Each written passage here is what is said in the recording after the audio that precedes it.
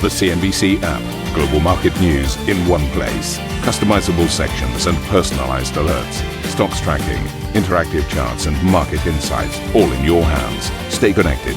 Stay informed. Download the CNBC app today.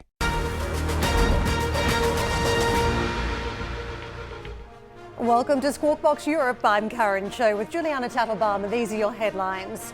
The US House of Representatives sits through the night as Republicans look to pass through President Trump's budget bill, with sweeping tax cuts forecast to add trillions of dollars to the country's deficit over the coming decade.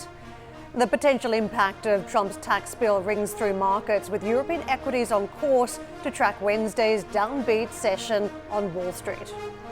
And OpenAI agrees to buy the AI device startup of former Apple designer Jony Ive in an all-stock deal worth $6.4 billion.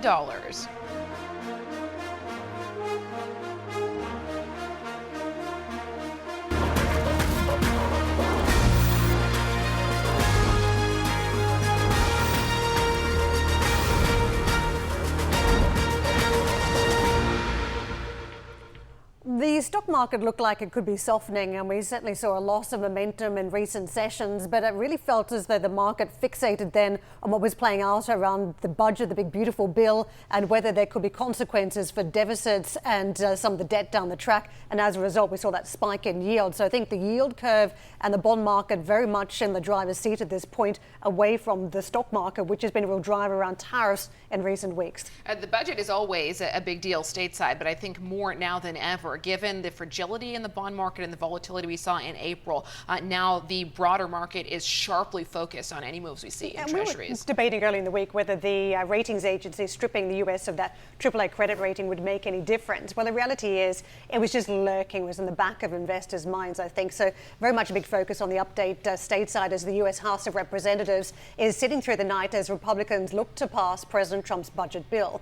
The House is expected to vote on the bill this morning, with Republican leadership hoping that last-minute changes to increase state and local tax credits, that was a stumbling block, as well as bringing forward tougher work requirements for Medicaid health insurance and phasing out some clean energy tax credits sooner, have done enough to convince holdouts. The GOP can afford to lose just 3 votes to pass the bill, with Democrats expected to be united against it. The plan, known as the One Big Beautiful Bill, aims to deliver much of President Trump's domestic agenda. It contains provisions extending tax cuts first passed in 2017, eliminating tax on tips and overtime pay, and introducing new business tax breaks, all partially offset by spending cuts, including reduced spending on health care and energy tax credits. The Congressional Budget Office says the bill's tax provisions will increase the U.S. deficit by $3.8 trillion over the next decade, while the proposed spending cuts are expected to reduce the deficit by $1 trillion, adding to concerns around the U.S. balance sheet. Leaders from the Republican Party have expressed confidence the bill will pass through the House. There's not much changing here because the underlying product we thought was so well done. We're excited. I believe we are going to land this airplane. I feel very confident that we're going to keep this bill moving tonight. Keeping this bill moving means passing it. And look, we know the margins are tight. In the end, I don't know how many no votes there will be because some people say no and then they vote yes. And that happened on the budget round 1 and budget round 2. There were some people that were no walking onto the floor that ultimately voted yes. And I'm confident that we're going to get them there today. Well, here's what US markets did with the trading session yesterday. Very downbeat, as we were just explaining in the headlines. And you can see 1.9% coming off the Dow. So we're shedding to the tune of 800 odd points in that trading session. The S&P 500 marking lower, and so too was the NASDAQ. The curious part around some of those numbers was that, in fact, if you look at some of the downside, it was energy, one of the weak areas of the market, down 1.8%. Communication services slightly better. That said, FANG Plus stocks were still weaker. Treasuries, now we mentioned the pain point around that treasury market. Take a look at the 30 above that 5% handle, and that's where it remains this morning. The elevation there is what counts. And the dollar rates, as a result, high yield, typically supportive of the dollar. Don't forget, we had that bond auction, the 20-year yesterday, that went off very softly, and that was one of the issues for the markets. Euro dollar this morning on the front foot, so we swivel away from some of those dollar trades to other currencies. Euro sterling benefiting, dollar on the back foot versus other safe haven currencies like the Japanese yen and and the Swissy. Juliana, a lot of earnings hitting today. Certainly. Let's take a look at EasyJet numbers just crossing now. These are H1 results for the low-cost airline. We are looking at passenger revenue for H1, 2.156 billion GBP. We're looking at Headline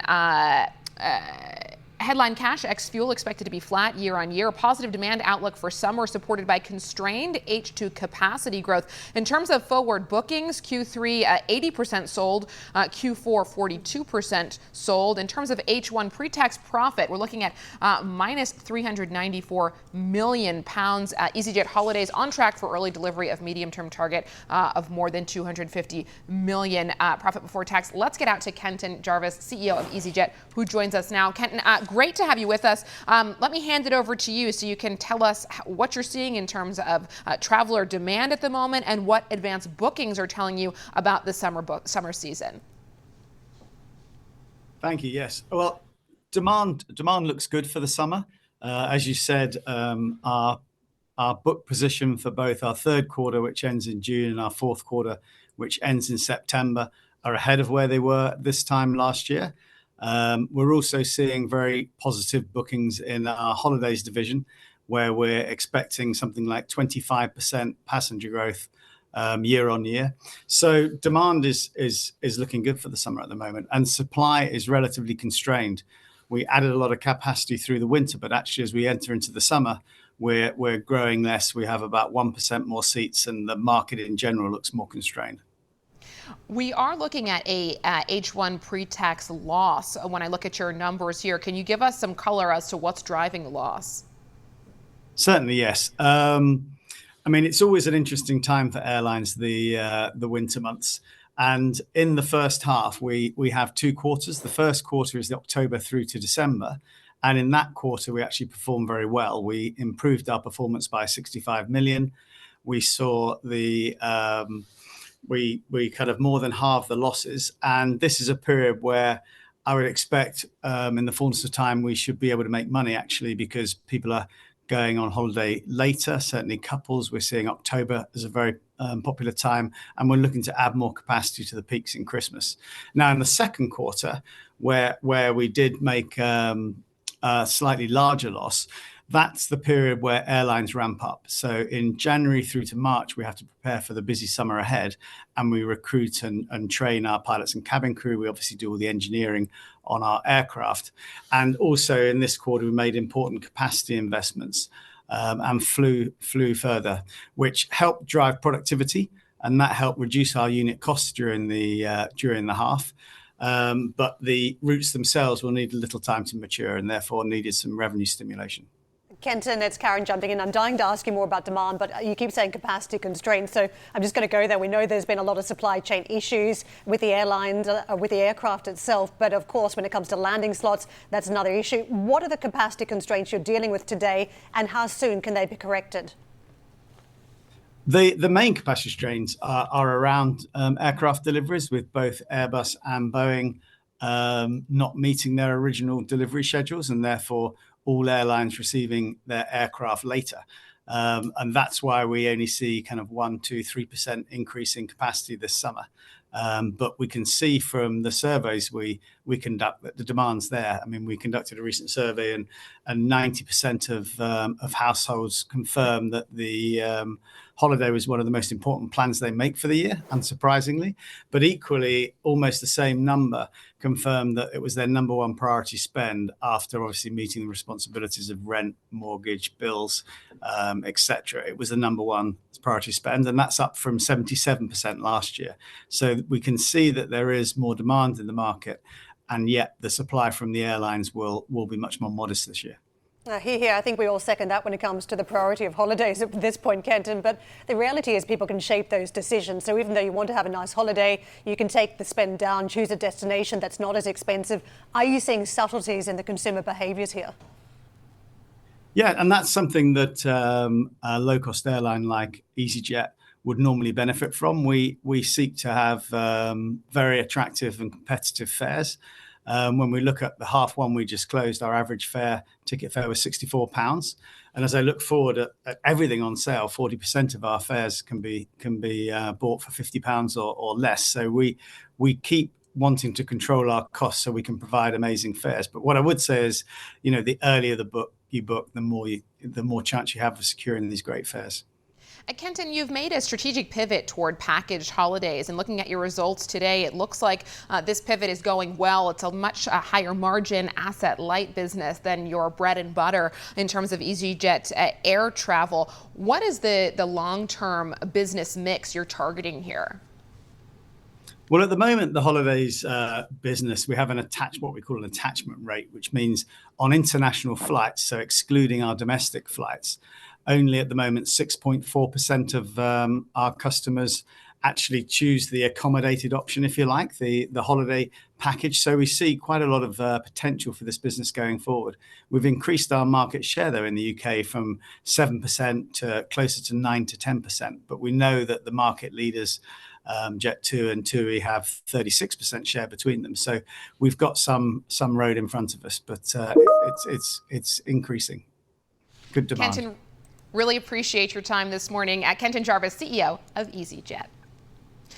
U.S. President Donald Trump clashed with South African President Cyril Ramaphosa during an Oval Office meeting, accusing South Africa's black majority government of not doing enough to protect white minority farmers from racial persecution. Trump, who played a video showing South African opposition leaders calling for violence against white farmers, made unsubstantiated claims that there was a genocide against white people in South Africa. The South African president said he and his government strongly reject the messages in the video, acknowledging rural area violence, but saying most crime victims are black. NBC's Peter Alexander has more. Another extraordinary Oval Office meeting. President Trump hosting the leader of South Africa, kicking it off with this unusual introduction. President Ramaphosa, and he is a man who is certainly in some circles really respected, other circles a little bit less respected, like all of us, in all fairness, like all of us. We all like that. The meeting quickly turning into a tense confrontation. President Trump accusing South Africa's black majority government of not doing enough to protect white minority farmers from racial persecution. They're white farmers, and they feel that they're going to die. And after amplifying unsubstantiated claims of genocide, the president was asked if he believes it's happening. I haven't made up my mind. I hate to see it from the standpoint of South Africa. The Trump administration this month fast-tracked 59 white Afrikaner refugees to become American citizens, despite effectively banning others, including Afghans, many of whom had risked their lives to help U.S. forces. Today, I pressed President Trump why it's appropriate to welcome white Afrikaners when other refugees have had their protected status revoked. We've had tremendous complaints about Africa, about other countries too, from people. They say there's a lot of bad things going on in Africa, and that's what we're going to be discussing today. When you say we don't take others, all you have to do is take a look at the southern border. The president was then asked what it would take to convince him there was no white genocide. Ramaphosa jumping in. It will take President Trump listening to the voices of South Africans, some of whom are his good friends. Then, in an unprecedented move, President Trump directed an aide to play a video for the visiting president. Excuse me, turn the lights down. Turn the lights down. Showing South African opposition leaders calling for violence against white farmers. You are cutting the throat of whiteness. And alleged burial sites. I'd like to know where that is, because this I've never seen. But okay. I mean, it's in South Africa, that's where. We need to find out. These are people that are officials, and they're saying that kill the white farmer and take their land. Ramaphosa saying he strongly rejects the messages in the video. Our government policy is completely against what he was saying. Acknowledging violence, including in rural areas, but saying most crime victims are black. There is criminality in our country. People who do get killed, unfortunately, through criminal activity are not only white people. Majority of them are black people. Coming up on the show, OpenAI is set to buy Jony Ive's computer hardware startup IO for $6.4 billion. We'll have details next. Plus, Honeywell is reportedly getting closer to buy Johnson Matthey's Catalyst Technologies arm. We'll be joined by Johnson Matthey CEO later this hour. And Steve is at the Barclays Leadership Conference, where he will be joined by the Group Chief Executive of Barclays. That interview is at 9:45 BST.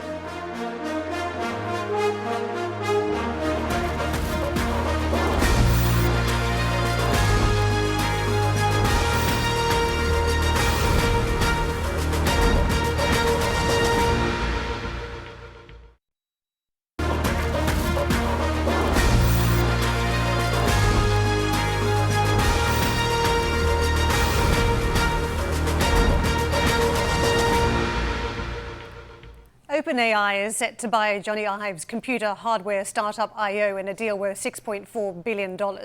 Ive, who left his role as Chief Design Officer at Apple back in 2019, will join OpenAI as its creative head. Now, I would make the point there's a ton of amazing technology we've all used over the years in various different means, and a lot of those creators have ended up in other places. In this particular case, Ive is talking about potentially developing devices and other projects with OpenAI, taking us beyond screens.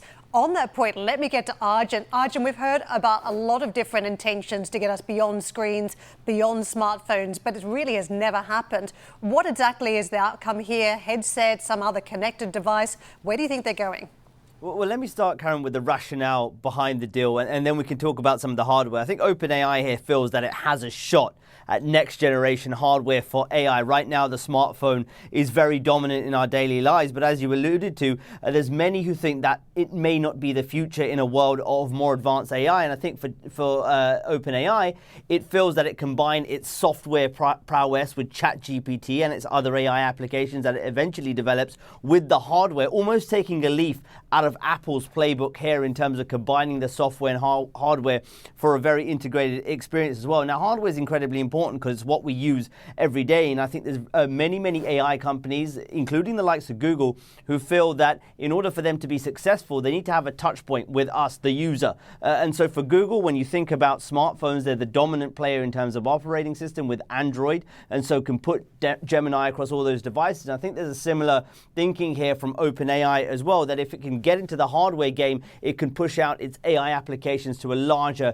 user base of people who will interact with it on a daily basis. Now, the key here is the kind of advances we're going to see in artificial intelligence. A lot of companies are talking about so-called agentic AI, this idea that there is an AI assistant for you at all times, being able to do very complicated tasks. For example, you're trying to book a restaurant, you may ask the AI to find a restaurant with very specific parameters, find it on a map and send it to a friend. And in theory, that AI will be able to carry out all of those kind of tasks. But the question is, what kind of devices are we going to see that come from? Right now, it's a smartphone, but you're seeing Google and others talk about the glasses form factor. Just this week at Google I/O, Google unveiled in partnership with X-Ray a brand new Project Aura glasses that run on Android XR and that will be equipped with Gemini. We saw last year the Humane Pin, this viral piece of hardware, very small piece of hardware that fit on your lapel, went viral, but didn't really commercialize. And so there's a lot of experimentation going on right now with what the future of hardware looks like. But clearly, it's Jony Ive's job here at OpenAI in conjunction with Sam Altman to figure out what that is and to see if they can get into the hardware game and actually get on ahead of companies like Apple and like Google, guys. Arjun, thank you very much. We'll discuss more later on. I think you're going to talk about cars too, so we'll get into that conversation. We've got Matt Gale joining us, head of EMEA Technology Investment Banking at JP Morgan. Thank you very much for joining us today. It is certainly a very big landscape that we're looking at in terms of this market. We've got changes on deal making. You've been involved in a lot of IPOs over the years, but a ton of uncertainty coming to the mix when we thought we would have a year of lots of IPOs coming to market. What's the trend that you're now witnessing with some of the big technology startups? Well, I think the big trend right now is we're actually seeing quite a lot of activity in the private companies from an M&A standpoint. I mean, you've been talking this morning on what OpenAI has done. This is their second very sizable deal that they've done in M&A. before going public. And the model in the past was to go public, to acquire the currency, and then go out. But because of the ability to raise such sizable levels of fundraising in the private domain, we're seeing some of the private companies being just as active in strategic M&A and really building up a platform before you go public. Because that's the thing we're hearing from investors again and again. They don't want to buy a point solution in an IPO. They want to buy a platform, somebody that's selling multiple products and solutions into a company. And so I think you see some of the private companies trying to do the M&A ahead of time. So when they do bring the company to the public market, it's a must-own platform story rather than just a best-of-breed product. What are some of these smaller startups up against? Because we were talking to Chuck Robbins from Cisco yesterday, and it struck me that they've come up with this silicon, developed it, and they've got $1 billion in sales just pretty much overnight. And that's something you're seeing in other large listed companies stateside, that they're changing their business models to adapt in this AI universe. So typically they would have had to acquire a company to bring that type of technology in. Now they're just organically creating it. Yeah, I mean, it's very interesting because you're actually seeing a bit of a re-verticalization of technology. For a long time, people were starting to split the businesses off, go to, I'm going to outsource this, the chip development, and then chip development said, well, I'm not going to do the manufacturing, I'm just going to do the design. And we're now seeing particularly some of the hyperscalers, you mentioned Cisco, actually re-internalizing silicon development. And that's just, they've got the capital, it's the ability to actually do the production and control the ability to get the chips that they need. But we're also seeing some of the larger companies using M&A again, just, recently, with ServiceNow buying MoveWorks, we've seen them going out and actually acquiring technology. So it's not just about internal development. It's actually some of the M&A we're seeing now is more sizable, bolstering capabilities and giving these bigger companies the ability to compete with the startups much more aggressively. Matt, what do you think of this OpenAI deal? I mean, some people are talking about it being the potential death knell for Apple. It's such a different approach to start with the AI and then think about what a device could look like that you put it on versus Apple, who's trying to start with a device and then think about how to get AI onto it. Yeah, I mean, a lot of people have counted Apple out in the past, and it hasn't necessarily played out. It came close maybe 20 plus years ago. But clearly, if you're doing something with Jony Ive, people are taking a lot of attention and putting it with OpenAI, given the capabilities the company has, the capabilities they bought in. It's a really interesting wake-up moment as far as what could happen there. That said, Apple is currently partnering with multiple parties across the AI, has a huge focus, and typically doesn't fully announce what it's going to do until it's fully consumer ready. So it'll be very interesting, and we haven't seen a whole lot of competition coming into hardware yet, but I don't think anyone's ready to completely count out Apple. To that point, we've seen a lot of different attempts to change our mindset from a smartphone. The Chinese have doubled down on it and just keep coming up with different devices, and they don't look anything like an iPhone. But we've been sold glasses, and Qualcomm is very big on the page. It's going to be lenses in future. Mark Zuckerberg has tried all sorts of wearable devices as well. Why are we simply not breaking from the tradition of using a smartphone? I think some of it is we're creatures of habit. Everyone's walking around with a smartphone, so you're going to go off that. It's a computer in your hands. But I think you're exactly right. Assuming the form factor of today is going to be the form factor of the future, certainly could be a mistake. And I think that's one of the things that you think about Apple. They've been very good about moving to where consumer tastes are going. And so OpenAI is, at the end of the day, has the technology at heart. If it's going to be in your hand and they're going to design it, that's great. If not, they're going to provide the technology to all the different hardware providers. There's a number of people that are going to do that. So whatever the form factor, I think most of the AI companies are trying to ensure that their technology is powering it. Let the consumer decide what the device final format is going to be. Let me come back to your first point to Karen about what you're seeing in terms of deal activity. It's really interesting. You're seeing companies continue to stay private for longer, given how much private capital there is out there. What does that mean for your business and JP Morgan more broadly? We're seeing this, proliferation of private credit, of private equity taking a bigger piece of the pie here when it comes to supporting private business. So how is that changing what JP Morgan can offer? Yeah, it's a great point, and it's kind of a sea change in what we've seen. You founded a company, you took it public. After 5 or 7 years, we'd take the company public, then we'd eventually buy things or sell things for that company. You do debt as you grew up as a company, and it's really shifted. The public company movement, the IPO, is no longer the cornerstone event in a company starting to kind of grow up. And we're now seeing the private companies, as you mentioned earlier, raising huge amounts of private capital. So what have we done? We're now helping a lot of the private companies raise these sizable rounds, particularly when they're going out and raising from the sovereign wealth funds or some of the institutional investors that would normally be more in the public domain. We're seeing private companies raise very sizable amounts of debt. We just did a very sizable deal earlier this year for Databricks, for instance, and that's going to be used to fund growth, but also to fund M&A.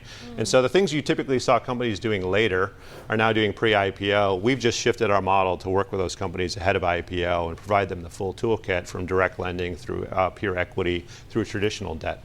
Can I come back to the point around fund growth? Because for quite a while last year, we were talking about the compute power, that you just really need a ton of cash in this phase to be able to build something great, especially around large language models. There's a report this morning that there is a scramble for talent, and in particular, superstar researchers, and huge amounts of cash are now being thrown at these particular skilled workers. So it's bonuses, it's startup pay, retention bonuses. What does that do to the cost of getting going for some of these small businesses? It's certainly accelerated it. And I think one of the things we're seeing increasingly for some of these earlier stage companies is what used to be a Series C or a D round, 150, 200, 300 million round, it might be happening at Series A. And so the war for talent is just driving up the cost of startups in certain areas. It's not doing so in all. The other thing it's really starting to do is it's not just the startups that are struggling to find talent, it's the more established companies. And particularly if you're looking into some of the industrial companies that are trying to get into software, it's almost impossible to hire the talent to do it purely organically. And this is actually one of the drivers that we're seeing from an M&A standpoint. And investors want to see AI not on a slide, they want to see it in revenue, they want to see it in ROI. If you can't get the talent internally, you need to buy in the company and you need to buy in the revenue to do that. And I think that's one of the things that's created some optimism around the AI M&A story through the rest of this year.